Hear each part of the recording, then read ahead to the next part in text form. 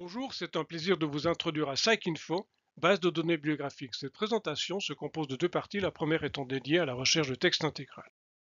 Tout d'abord, PsycArticles, une autre base de données hébergée sur la plateforme de ProQuest, référence 119 revues, dans les domaines de la psychologie et des sciences d'éducation.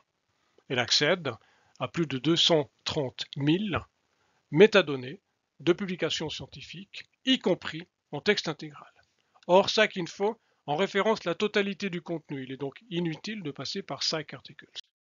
Nous allons donc nous concentrer sur PsycInfo, sur la même plateforme, qui par contre, elle, référence 2400 revues internationales dans les mêmes domaines et permet d'accéder à 5,7 millions de références bibliographiques de publications scientifiques.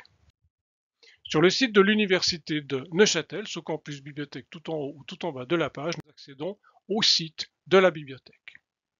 Et là, nous optons pour discipline, psychologie et éducation, base de données, pour avoir un accès direct à PsycInfo. Nous cherchons une ou des publications de Madame la professeure en psychologie Laure Klotzer qui traite des traumatismes vécus par des demandeurs d'asile politique victimes de torture. Nous retenons le nom de l'autrice ainsi que deux descripteurs, par exemple trauma avec une astérisque, ces derniers représentant un nombre indéterminé de caractères, par exemple pour traumatisme ou un pluriel. Politique astérisque, asile astérisque pour éventuellement aussi political asylum ou un pluriel. Sur la page de PsycInfo se trouvent d'importantes fonctionnalités dont la recherche d'autrice et d'auteur. Il suffit d'ouvrir le champ auteur, de cliquer sur consulter auteur et de taper Klotzer L astérisque, puisqu'un nombre important de publications scientifiques ne retiennent pas l'intégralité des prénoms. Ici, majuscule, minuscule, pas d'importance. Cet index nous propose alors trois occurrences dans Klotzer L et Klotzer Laure que nous retenons et que nous ajoutons à la recherche. Nous consultons ensuite le thésaurus, autrement dit l'index matière, et nous introduisons notre premier terme. L'index nous propose alors plusieurs descripteurs qui contiennent trauma, dont directement ce terme, mais aussi, par exemple, post-traumatic stress qui peut nous intéresser dans notre recherche. Autant d'inspiration, de suggestions, de termes auxquels peut-être nous n'avons pas pensé initialement. Nous l'ajoutons.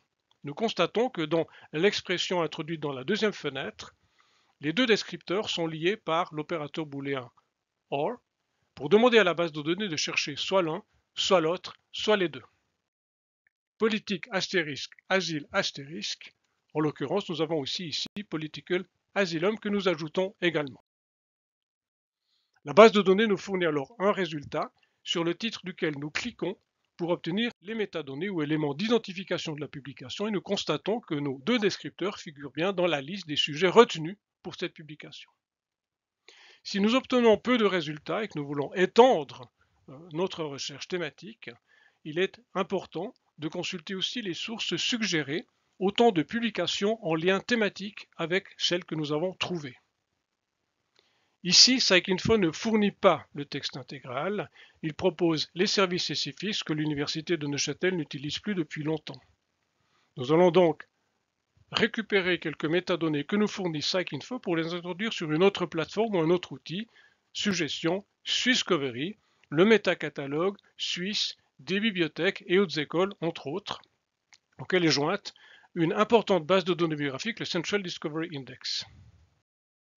Sur la page de la bibliothèque, en descendant un peu, on peut démarrer la recherche sur Swisscovery et là, il sera important de choisir la recherche avancée pour introduire les termes dans des champs, par exemple auteur, autrice, titre. Dans le cas présent, il suffit d'introduire une partie du titre importante entre guillemets pour avoir une expression précise et Swisscovery nous trouve une publication avec un lien vers Libra, serveur institutionnel de l'Université de Neuchâtel, qui nous fournit directement le texte intégral. Merci de votre attention et rendez-vous à la prochaine étape, importation de références bibliographiques vers Zotero.